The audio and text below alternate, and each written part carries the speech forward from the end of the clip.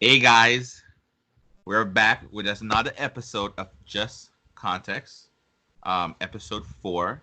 We have some wonderful information that we definitely want to cover this week. I've been talking to Janelle and talking to my wife in some instance, and some of the information that I've listened to, I can say both of them have as weighed something in our hearts, or my heart, that I think we should put in context just so we can um, I would say enlighten people or educate people or why people need to be educated about this process.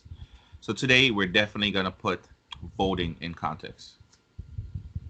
What do you think, Voting Janelle? and a little bit about the elections in the United States. Um, Just a little bit, right? just a little bit.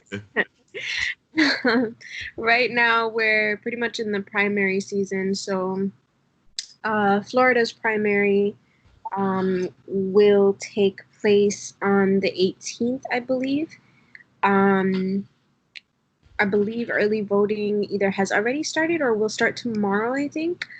Or, of course, we have mail in voting, Mm. and that started a while back. I mean, mail in ballots, I think, got to everyone like 3 weeks ago, if not more. Um, so yeah, what I want to do is go through a few of the things that are on the primary ballots because the presidential election, obviously, everyone knows that's in November.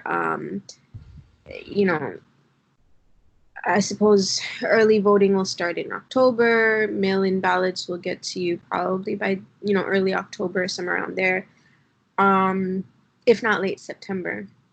And honestly, I hope that it gets here late September because I'm not looking forward to this whole thing that's going on with the post office and mail being delayed. So yeah, let's So that's great how you say that, Janelle. yeah, let's just start there. Make sure that you fill out your mail in ballots as soon as you get them and mail them out ASAP. Because the delays have already started. It's not just with your ballots, it's not just with anything related to the elections, it's everything. Every piece of mail is being delayed, and it will continue to be kind of like a snowball effect um, in and through November. So, yeah, let's start there. I mean, Janelle, I'm happy you said the mailing voting because that's one thing that I've realized that we definitely have to put in context. I've not to say this. Remember how the president did his little interview, right? Which I think was I mean, in a sense, that's a whole other conversation. The one where I think I guess it was like yesterday or 2 days ago. Your HBO. Um, and yes, the one that we were watching. But the reason why I brought the mail-in voting up because he wants to cancel the election based on this whole mail-in voting thing because he's basically saying the voting is going to be rigged, right? And it can be rigged, and it's the fact that I've and I'm going to say it's based on some of my small research and based on some of the information that was provided in the interview, because it's not us taking it out of context when the information was being used, right? In context, he said that he did do mailing voting. So I question the process of why it wouldn't work for regular people, right? But why it worked for him, which is one. This is one of the reasons why I really want to bring this conversation up.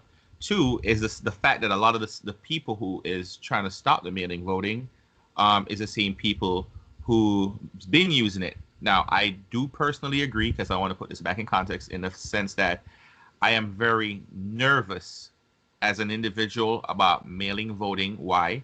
Because I think that a lot of people don't understand the process of how mailing voting works and how to go through the proper channels just to make sure these information is get done properly.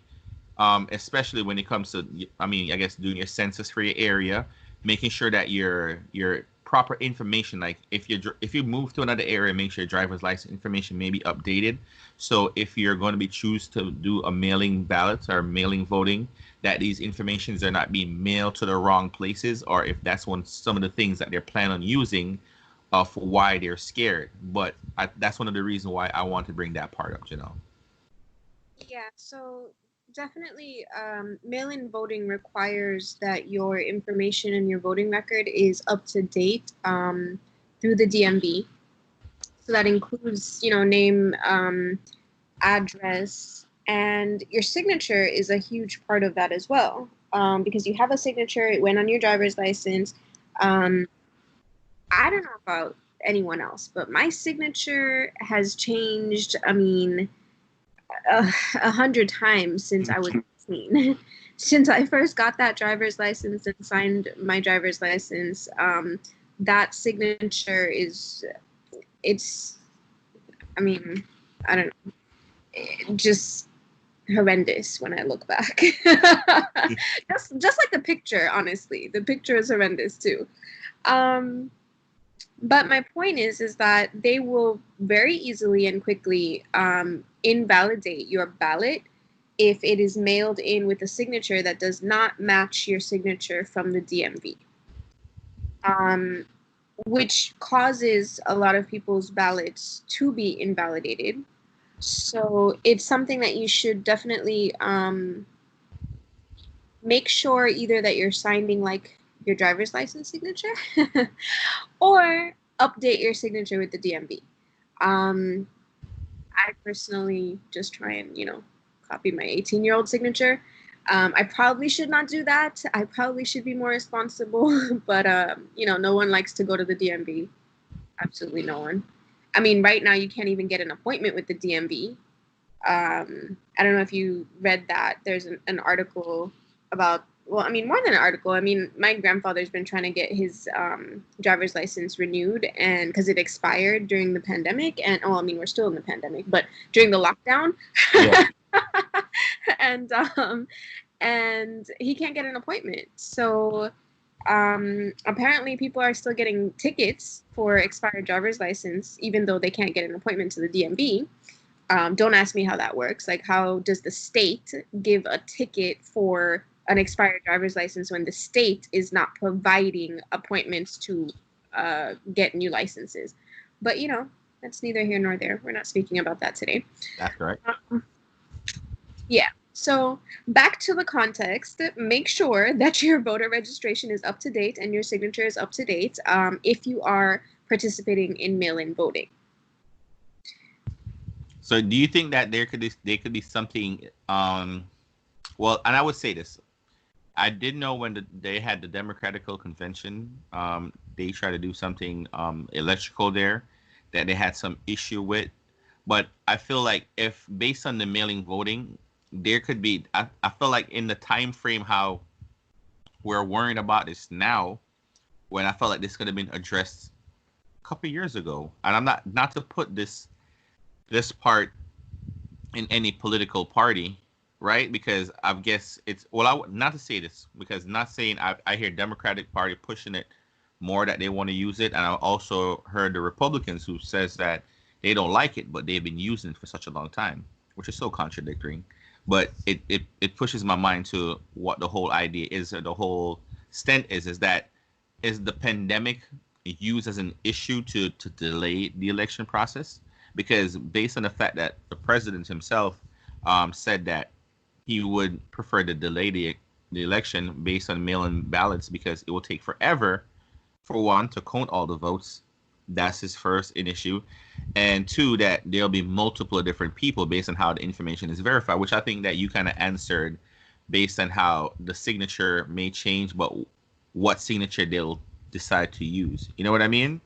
So those are different verifications. But on this stent is like I feel like based on what we're going, and this is the reason why it's so important to vote, guys, and make sure that your I want to see your personal agenda, because that sounds selfish, but sometimes you have to be a little bit selfish, not to be taken out of context, right?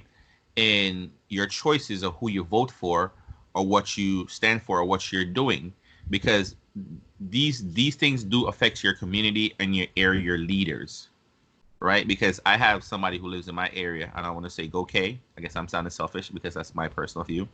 She's running for mayor, but I look at how these things affect individuals and where do we lie? How do we move forward from this? Because yes, this is an issue this election right now, but it is not to take it out of context, put it back in context, is that if we don't try to fix this now, it's going to happen another 4 years because we don't know what may happen again. Or we're not in a pandemic. We may not even have an election for another year, 2, 3 years with this narrative. We may not saying I'm trying to tell anybody that it's anti-Trump or whatever, but we may be stuck with our current president for another couple of years based on what is going on right now, right? So I feel like on the stand of freedom and liberty, this is something that we definitely have to figure out before November. You know what I mean? So here's the thing. Just to backtrack a little bit on what you were saying. Um, the Republicans have an issue with mail-in voting. Um, for the most part, because of who's in office, right? Trump has an issue with mail-in voting, even though he votes through the mail. Um, however, he doesn't have an issue with mail-in voting for certain states, Florida included. I think all of it is really just, him trying to get reelected in any form or fashion. And I'm not saying that I completely disagree with the fact that mail-in voting has holes. It definitely has issues because we've never utilized mail-in voting to this extent previously. However, the voting process on a whole can be looked at as needing revamping. I have, my aunt was an election worker. I want to say something like 10 years ago. Not to say that, the process has probably, not been streamlined and worked through, right, since then.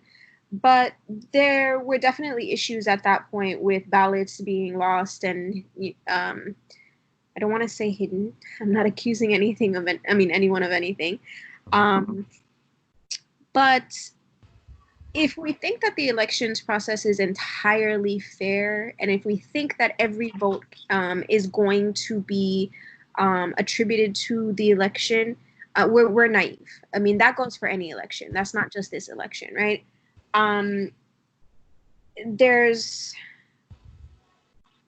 a way to do it that is outright, where you're completely stealing an election.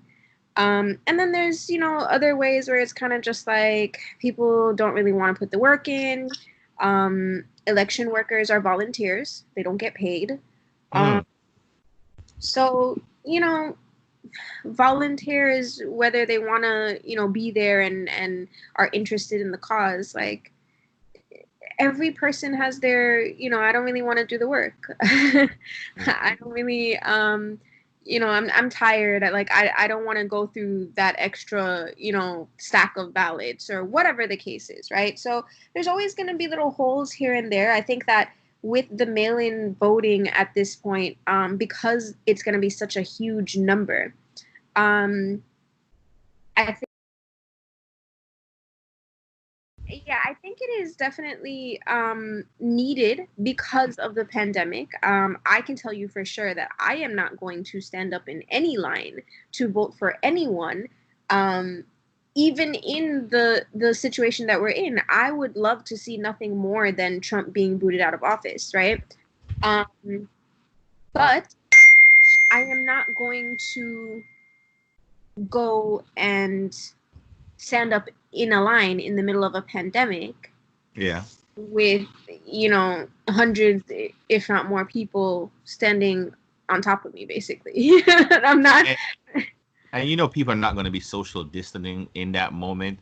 Yeah. And for anybody who's ever been to an election, right? Or where you go and vote, a voting stand or a voting area.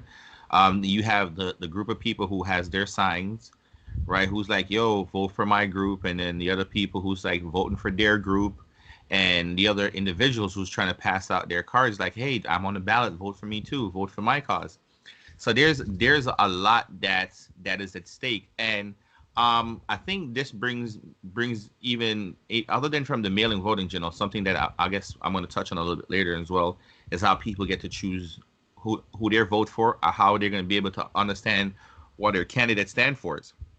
But this process, I do feel needs to get, I would say, revamped, because I guess everybody's using the word defund in a different in such a strong way, when I feel like instead of sometimes stuff being defunded, it needs to get reestablished, right? And this is something that they do need to look into, and I feel like we do have time. Technology is a crazy thing. They could fix this before November. I mean, I can tell you right now that technology won't be a part of this, but um, as much as we might need it, I can also tell you right now that Trump will not be a part of fixing it. He will complain about it, Hmm. but he will not be a part of fixing it. So, I mean, I feel like we just kind of have to work with what we have at this point, and regardless of whether um, votes are counted, not counted, invalidated because of whatever reasons, we need to make the effort, regardless. Whatever is gonna happen after that point is it's kind of like we did our best, but I definitely feel like with all the issues surrounding this election, it's not really an option to not vote. Um, as far as the elections process itself, it definitely has work that needs to get done. But as I said, right now it's a matter of working with what we have. There's only a few more months left um, until the election, and I don't really see anybody gonna be attempting to revamp it, especially Trump in a situation where he's at stake right now. So you can definitely see the difference between um, government funded organizations and um, volunteer organizations when they have had this administration overseeing them. Mm-hmm. So even in the event that somebody decides to step in and say, hey, let's see if we can get something done with this, uh, he can't win either way in this situation, because everyone will look at him and say, whatever you did somehow rigged the election. And I'm not saying that he's above it. I'm not saying he's above it at all. Just his comment about how Florida is safe for mail-in voting when when nowhere else is, kind of tells me everything I need to know, because they have it's a good governor that we have in Florida. Um, I have been here for a very long time, so I know that things like recounts do happen, as did the recount in Bush v. Gore back in 2000. So I know that it's very possible for an election to get stolen, and I think that if he were to attempt to try to revamp the elections process and try to revamp the voting process right now, it wouldn't look good on him. So I'm not blaming him for not trying to revamp it. um, I don't know that I can see any organization currently that could be responsible for revamping the system before the elections and the entire country not feeling like the elections were stolen. In Yeah. the right, so um, you know, it's a sucky situation, but the pandemic came out of nowhere, and it's just where we're at right now.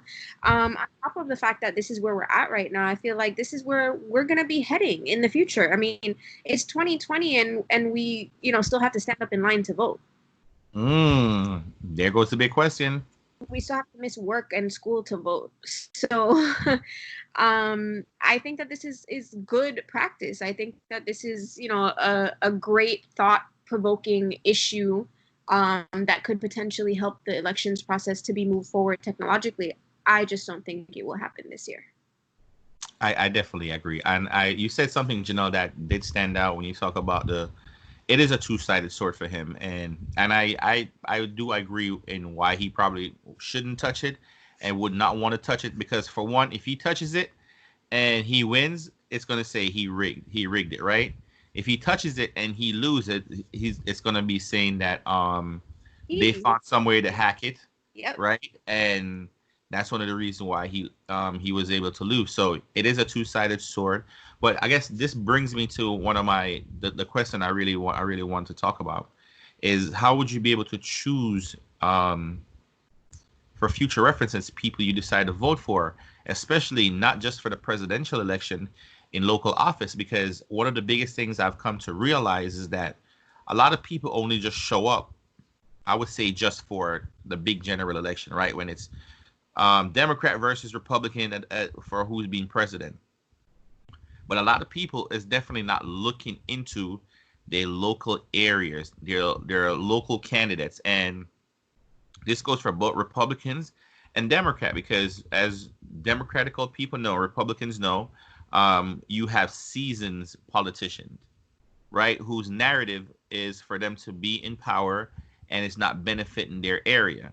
And I mean, they know who they are. Not to say I'm going to go down a list of names and be the finger pointer, not to take them out of context, but to put it in context, is the fact that how do people get to identify?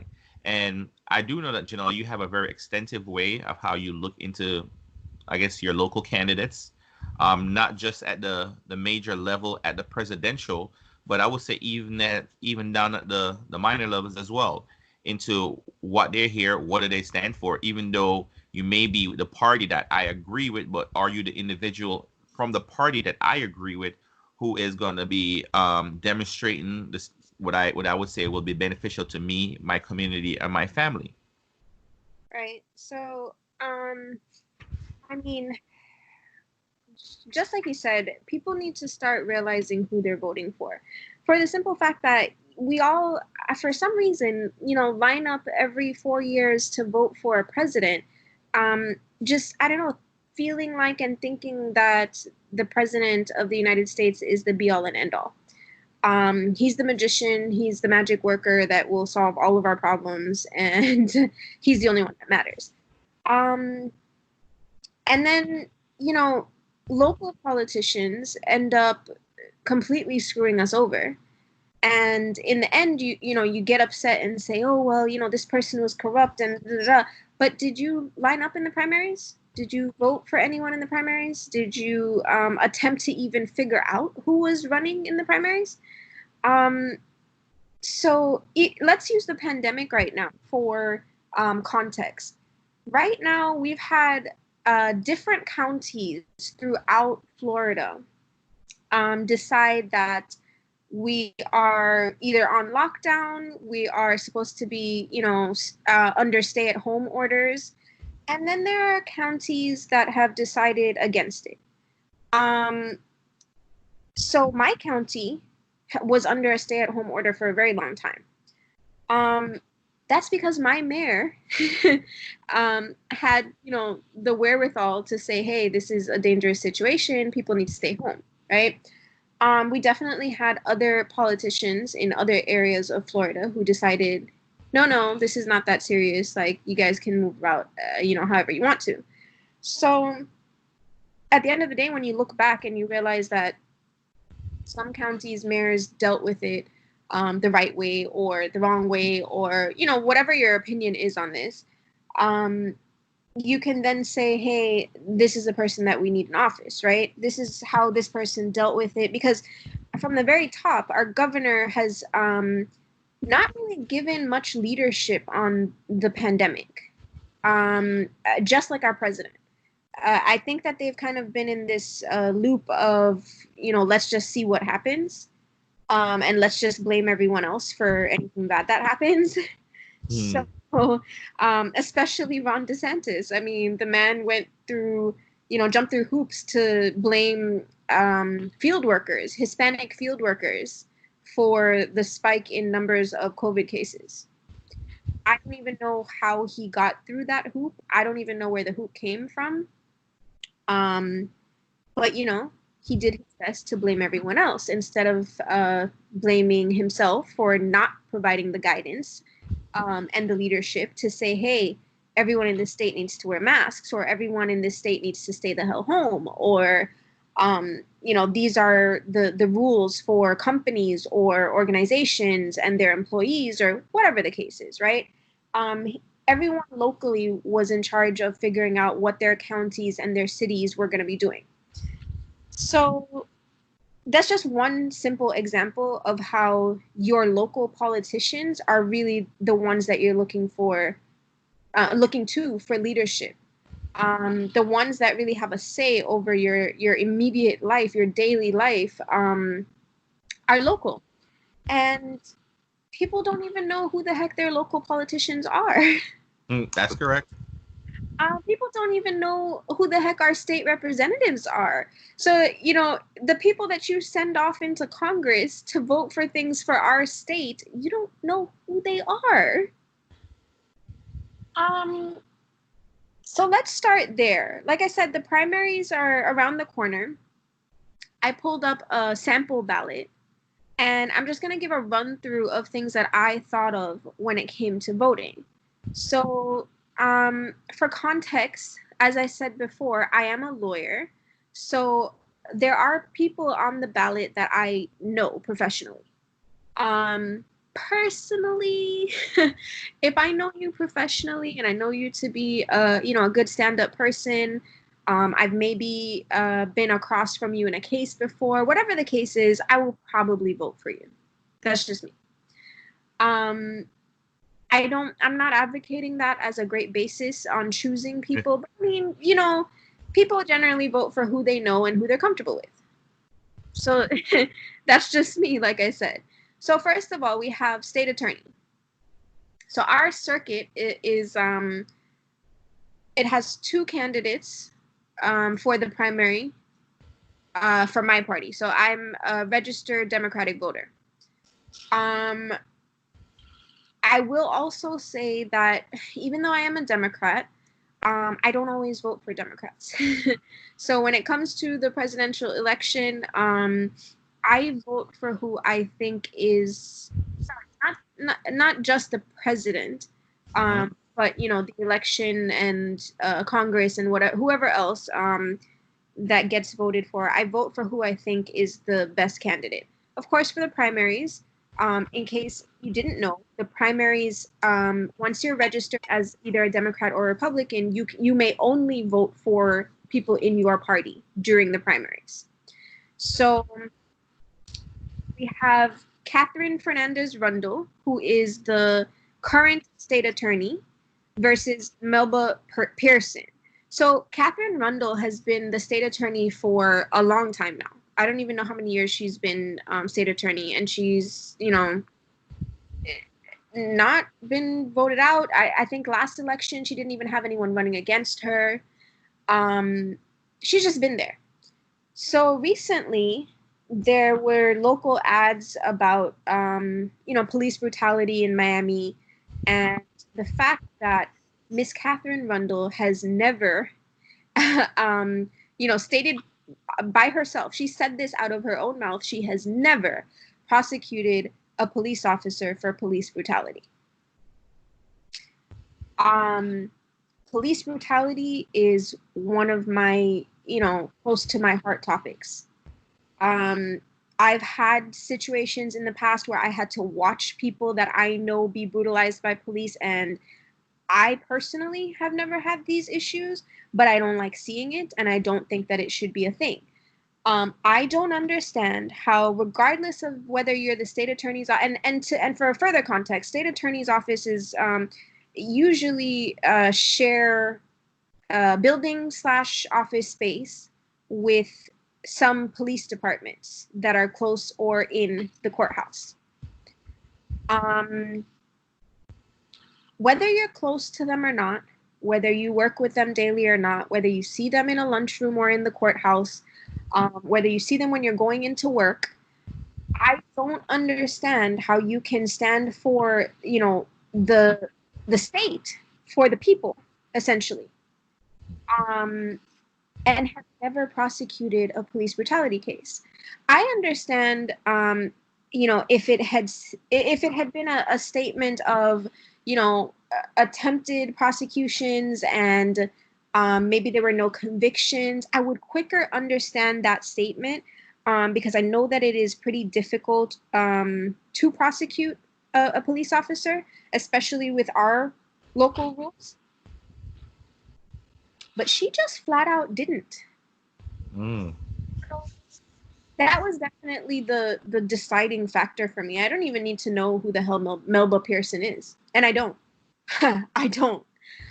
Um, I just know that Mrs. Rundle is not going to be state attorney if I have anything to say about it.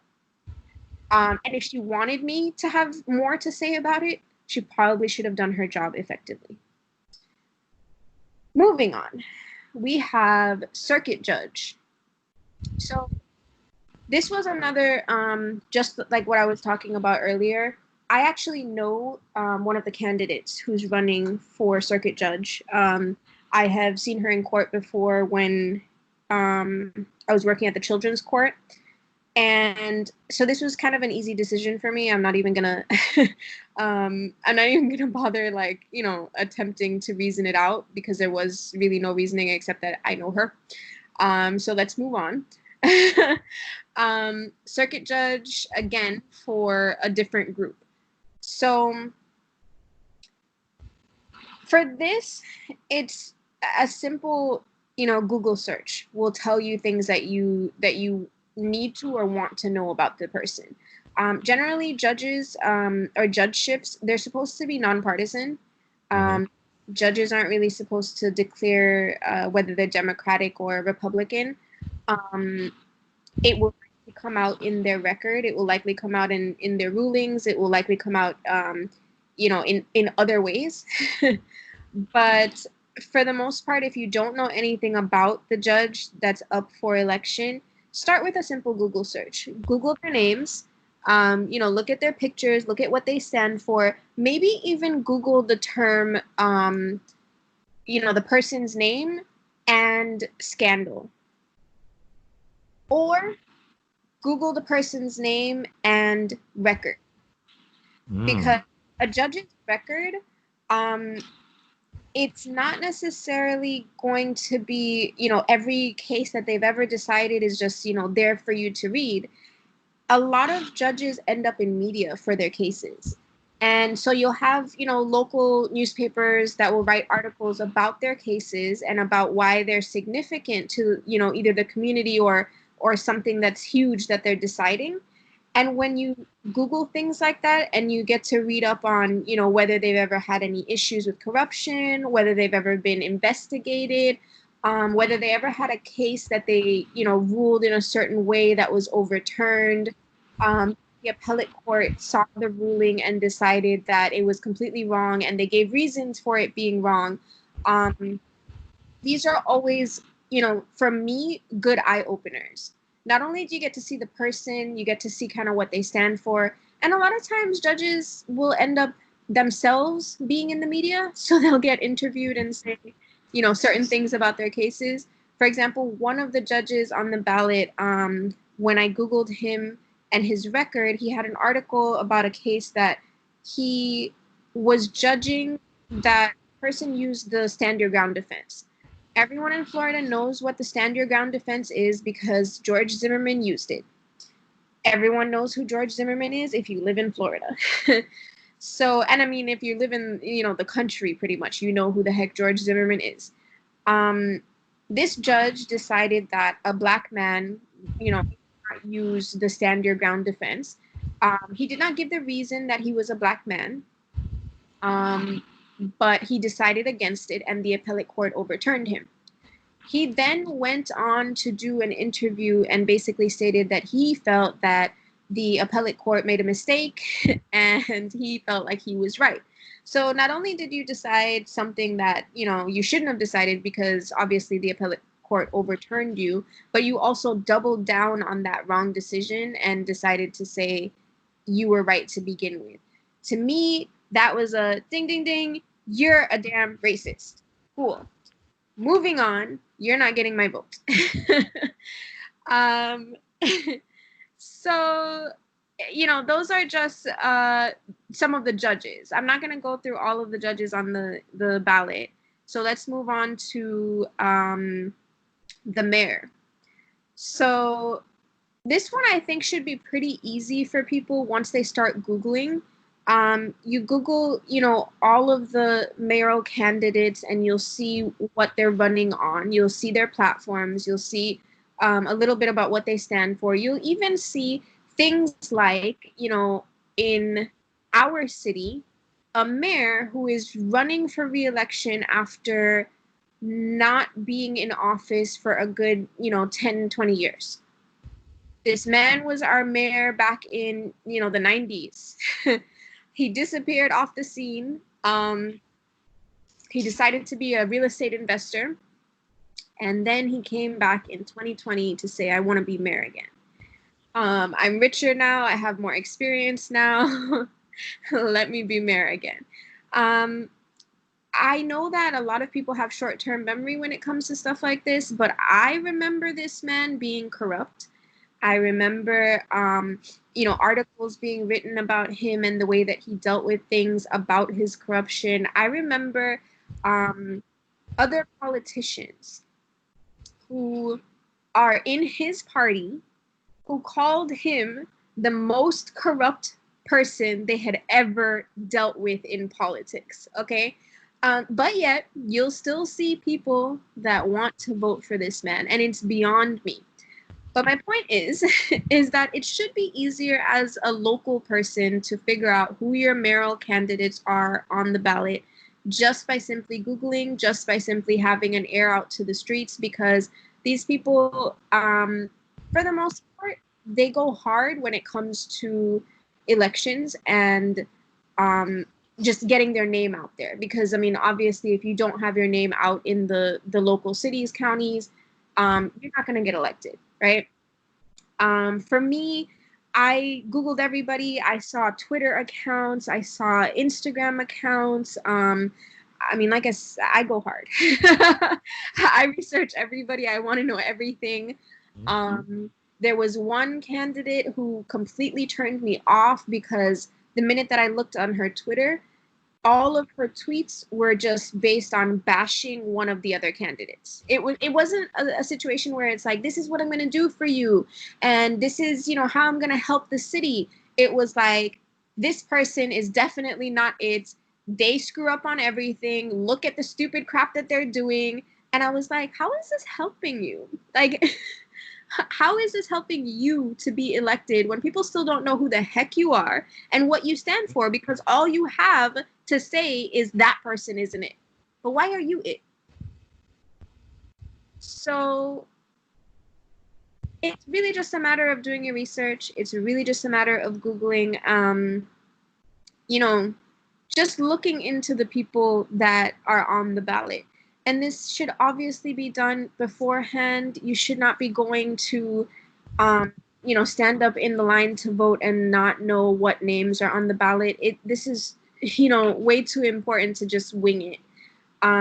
Make your list and have your list ready on your phone or whatever the case is that, of names that that you're going to vote for. Another, I guess, office that's being ran for is property appraiser.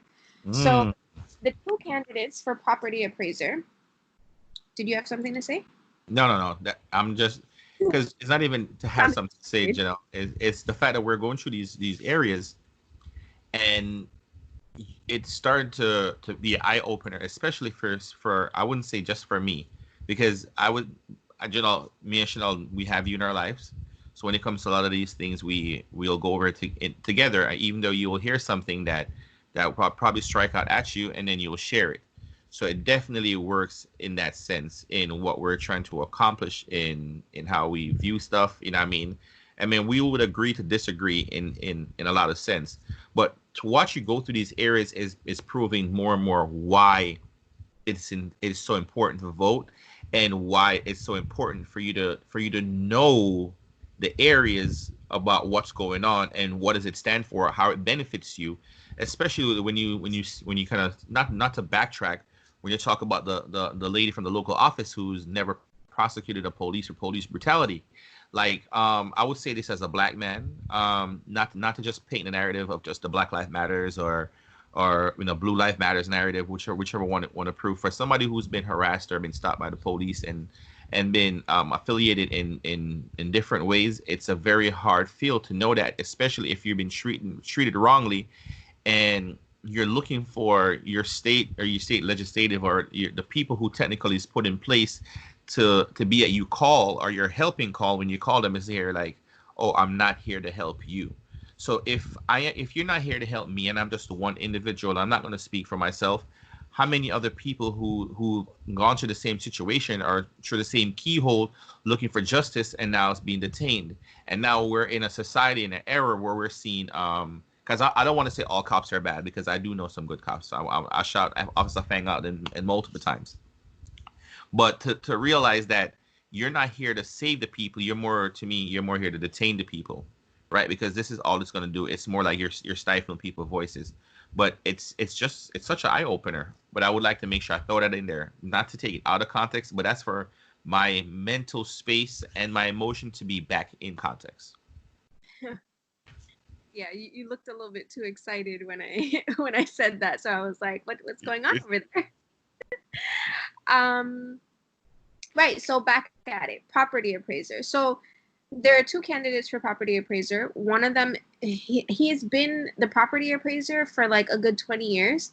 And I think people are really comfortable with him and people trust him. And I think those are really great qualities to have um, when you're, running for office and when you're in office, right? You always want to be able to trust the people that you're working with. You always want to have a good rapport with them. Um, However, he is running against somebody who is his employee.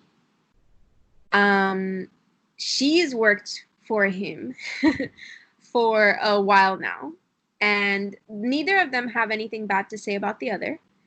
Um, but the perk to me that she has going for her is that she wants to modernize the property appraiser's office. He's an older gentleman, and technology is super important to me. Technology, I think, is, the way of the future for everyone. And I think that government offices and government entities generally are really slow moving and, don't really do things the way that you want them to do it because they lack technology and efficient and effective technology at that. So something that she wants to implement if she becomes property appraiser is that technological aspect to the office. To me, that kind of sold me. Um, I can only hope that, working under this man has taught her everything that she needs to know, because I know that I've worked for people, for much shorter periods of time and just, soaked up everything that I needed to know and was able to kind of move on my own. So I can only hope that she is just that, but with a more modern twist to her. Um, you know, that's just my personal views. But all of this was learned by Googling their names. Simply Googling their names, articles started coming out. This is what's going on. This is the office that's being ran for. These are the people who's running. These are their comments on each other. It's really a simple process if you just take the time to look into things. School board member is another thing. For different districts, certain school boards, they have openings. They're trying to replace people, whatever the case is. So for this district, there are 3 people who are running for the same seat.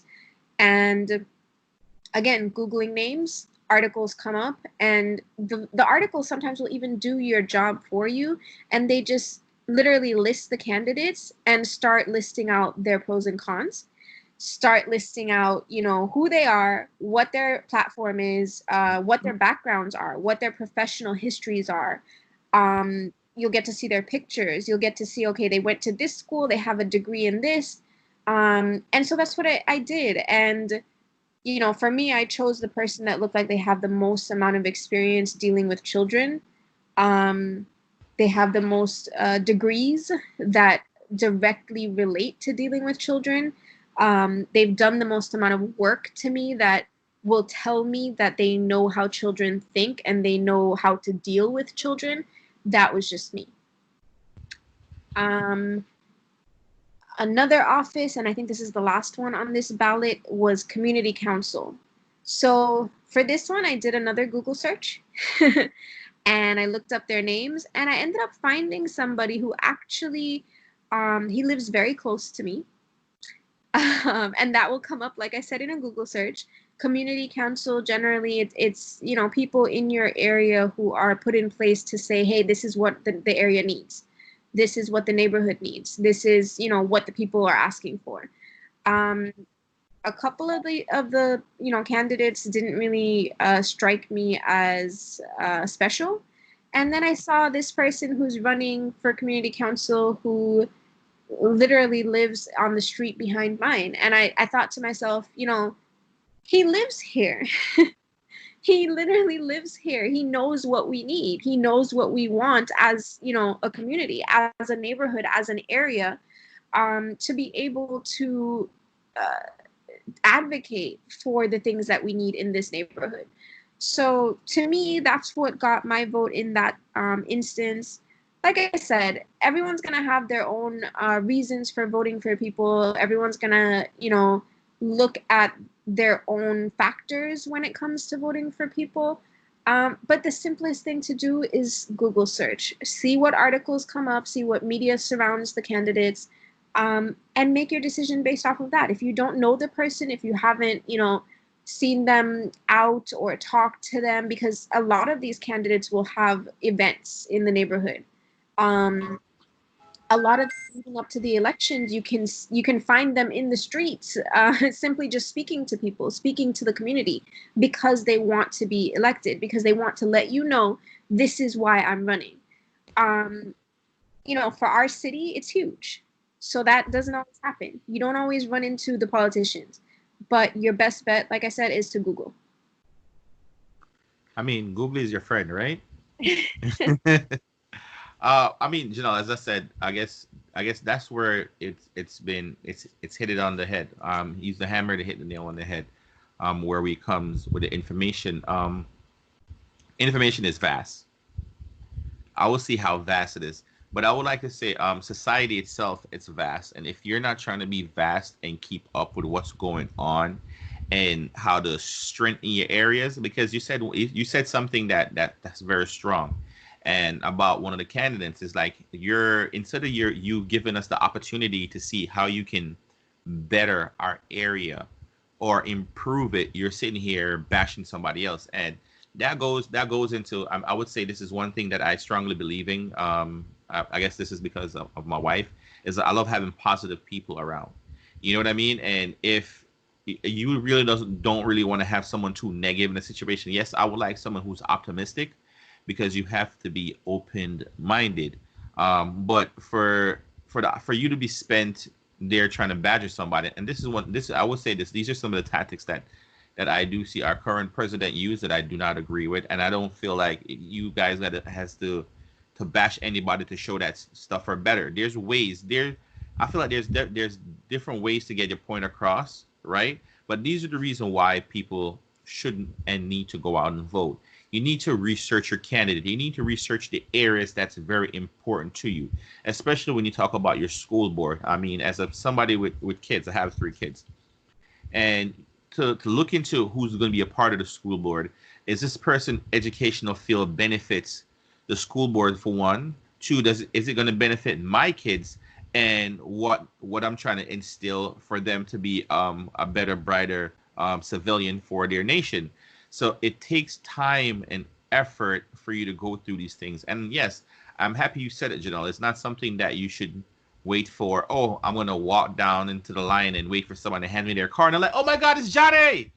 And for you to realize it's You know what I mean? Oh, I got you. You know what I mean? And it's like, okay, or you saw Brett, and Brett is out and be like, yo, you remember Marcy? And I don't know Marcy. Yo, vote for Marcy, bro, because she's a homie. But you can be out there, right, researching this information, right, to make sure that it supports your environment. So I strongly agree on these things getting done. I strongly agree on vote because for one, I hate people saying, "Oh, my voice is not being heard." Because I would say this as I don't want to use the term black man because I don't want to feel like it's just black men whose voices are not heard. As people who feel like they don't know how to get their point across, right? In all spaces. This is how you do get your point across. Right? And this is how these are the one area where you can look at me as an individual and say, be quiet. No, at this point I can speak. Like I can speak and I can speak boldly to get my point across because this benefits me. This is what I do, and this is what I stand for. And that goes for whichever Republican, Democrat, or Independent for whatever part you stand, because that's what it's supposed to do. So I want to make sure that we're in context saying this. Like, please go out and vote. Please make sure your voice is being heard. Don't be stifled. Not just don't just wait for the presidential election, right? Because there's stuff like the electoral colleges. Because as you can tell, we're gonna use this. We're gonna take this out of context or even put it back into context. The president didn't win the people's vote. He won the electoral vote, right? So who are your people who's in your electoral college? How do they benefit you? How did they get in their position to use your voice to cast their narrative? Who put them there? What part did you play or what part did you not play in putting them there to get your point out? So these are the things that I wanted to make sure that we get across. And as you can say, we didn't wait for the night before election, guys. So like, hey guys, go out and vote. No, we want to make sure we tackle this up early so people can understand. Like, look, go do your research. Not saying I'm saying take forever, but take some time to learn about the candidates. For one, I mean, I know generally I've heard me said it, and I'm speaking about my voice. I want to make sure that there's nobody in my area that's supporting pedophilias because I'm burning out all pedophiles. You know what I mean? And that's just to take me out of context. But to put back in context, I want somebody who's going to be in my area, in my judicial system, who's going to be like, no, right? These people need to be out. This is what needs to be inside of. Is it Common Core or is it not Common Core? Can my child use long division or short division? Like let's put somebody in place who's going to fight the narrative that we need in place I mean, on the smaller levels because they do count. we're already seeing how important things like this are with even just the argument of whether our children should go back to school or not. Do you know that there are so many school boards across the state that are fighting having to go back because not only are they looking out for the students, but for the actual teachers, for the actual employees. They've actually gotten together and formed organizations to try to fight this in court. So, and not just in court, but also, speaking to other politicians that are higher up, like our governor and, other politicians. But people like this are essentially our voice in the local community. And when we don't vote for them and we don't figure out who we want to vote for, things like this happen and we have no say in it, and then we get frustrated. Yes, that's correct. So, yeah, I mean, all of it is very important, and all of it is important to research and find out, even just to find out what these people's jobs are. Like, what do they do? How do they help you, and why should you vote for them, right? Um, there's another, I guess, situation where a lot of people don't even reach out to their representatives. And to me, that's such a mistake. I mean, you have literally direct access to them. When people say, "Hey, call your representatives today," I mean, it's not like you're calling the corporate headquarters for McDonald's. Like, these are people in your area. like we're not calling Seattle here. Like, these people should be doing what you want them to be doing. They need to hear your voices as well. So when things in the area happen that bother you, or that you feel need to be done differently, or that you feel you need adequate representation on when it comes to Congress in your state, your personal House of Representatives in your state, these are things that you need to do. You need to pick up the phone and call your representative's office. You need to figure out, first of all, who your representative is. And when I tell you that they are actually willing to listen and to help, I mean, I'm not exaggerating. I personally work in immigration, and sometimes when I have problems getting stuff done, abroad, at embassies or whatever in other countries, you call your representative and you say, "Hey, check on this for me because I'm not getting anywhere. Like, they're not answering my emails, they're not answering my calls. Like, can you do something?" And best believe, give it a few days, or you're gonna get an answer. It's either a yes or a no. These are your people to utilize in that way, and people just ignore it. Yeah, that's a definite. Now, Janelle, just before we snatch up this week's episode, can I take something out of context for a little bit? Let's do it. Right. I know we're very much based in the Americas, and we just talked about some American politics. I do want to talk about a little thing. I just want to say this. I strongly believe in the country of Jamaica that people should be able to grow their hair for religious belief and preferences for your locks. I don't think that it's, that's why I'm taking out of context. It does anything towards your education. But I do want to make sure I put something from a stance on it. That's something that they need to rule on. I'm not sure what Jamaica is doing about it. I do feel like they need to do something, right? But if they just leave it up in limbo, the place is going to go crazy. But I do want to take something out of context, just for a little bit. Well, my stance on that is not even about locks. It's about the fact that any government-funded school should not have the right to parent children. Oh, You are not a child's parent. You are there to provide education and some form of foundation for the children. If I choose what my child's hairstyle is going to be, fake or not, colored or not, you shouldn't have a right to tell me anything. The government should not be stepping in on raising anyone's child. That is my personal take on it. so But we took that out of context, right? I'm a little bit liberal in that sense. Well, I mean, that's why we're able to do these things.